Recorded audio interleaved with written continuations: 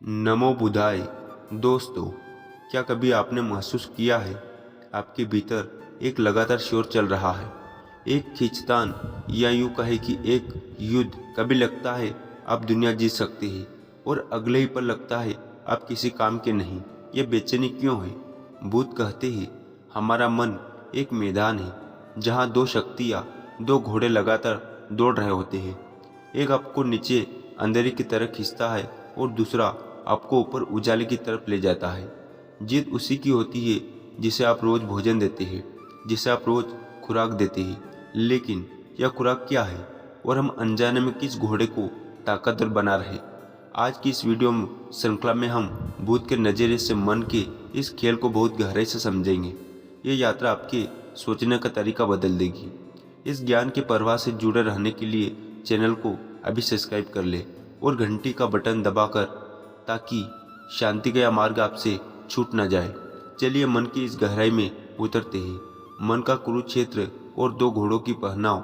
दोस्तों, एक पुरानी कहावत है जो अलग अलग संस्कृतियों में सुनी जाती है, लेकिन यदि हम इसे तथागत बुद्ध की शिक्षाओं की दृष्टि से देखें तो यह केवल एक कहानी नहीं रह जाती, यह हमारे जीवन का सबसे बड़ा मनोवैज्ञानिक सच बन जाती है।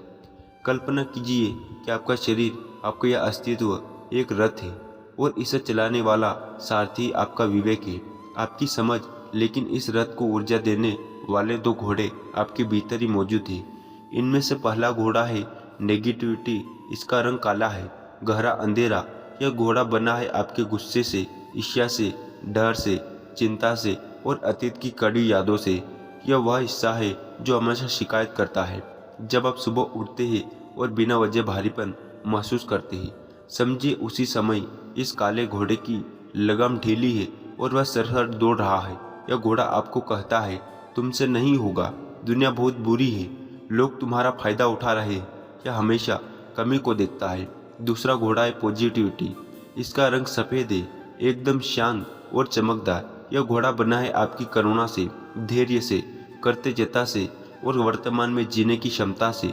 यह तब दौड़ता है जब आप किसी की मदद करके खुशी महसूस करते हैं, जब आप मुश्किल में भी मुस्कुराते हैं, या जब आप शांत बैठकर बस अपनी सांसों को महसूस करते हैं। यह घोड़ा आपको कहता है सब ठीक हो जाएगा, हर अनुभव में सीख है, जीवन अभी भी सुंदर है। समस्या यह नहीं कि नकारात्मक घोड़ा आपके भीतर क्यों है, समस्या यह है कि अधिकांश लोग यही नहीं जानते कि अनजाने में किसे खुराक दे रहे। बुद्ध ने स्पष्ट कहा है हम जो सोचते हैं वह हम ही बन जाते हैं।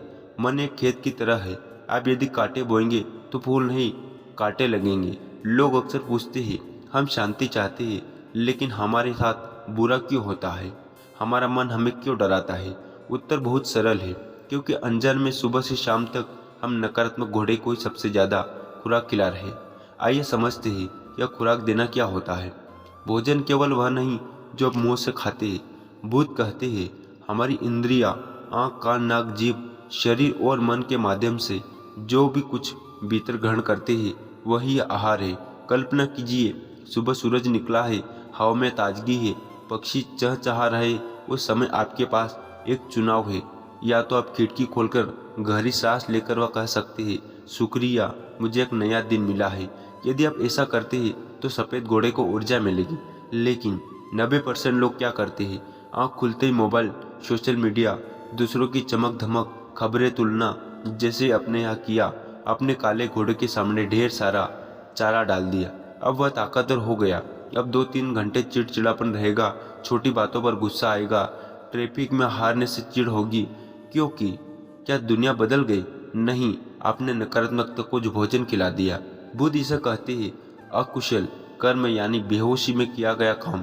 जब आप जागरूक नहीं होते तो डिफ़ॉल्ट रूप से नकारात्मकता ही चुनते हैं, क्योंकि डर, क्रोध और दुख का आकर्षण ज़्यादा तेज होता है।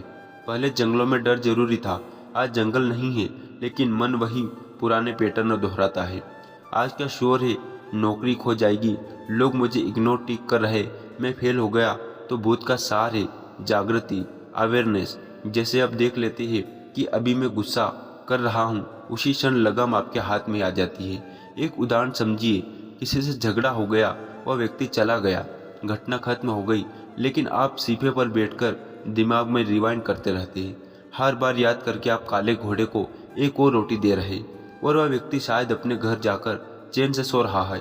आप जल रहे हैं। सफेद घोड़ा करुणा और शांति भूखा घोड़ा है, कह रहा है छोड़ दो, जाने दो, अपनी शांति बचाओ, लेकिन उसकी आवाज़ दब जाती है।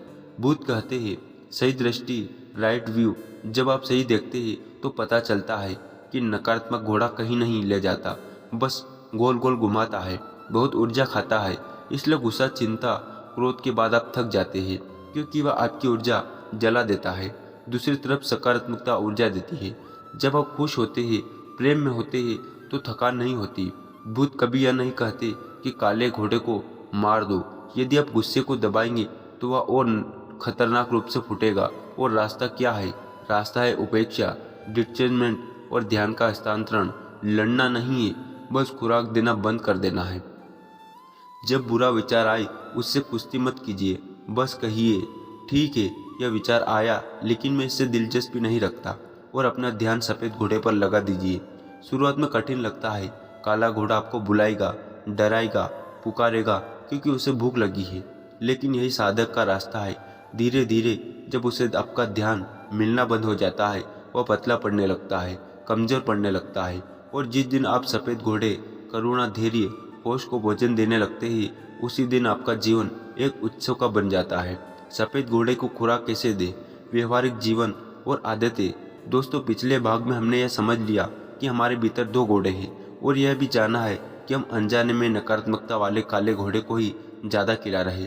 लेकिन अब सबसे ज़्यादा बड़ा सवाल यह खड़ा होता है, हम इसे बदले कैसे? जब हम नौकरी कर रहे होते हैं, व्यापार में होते हैं, या घर की जिम्मेदारियों में उलझे होते हैं, तो तनाव होना स्वाभाविक लगता है।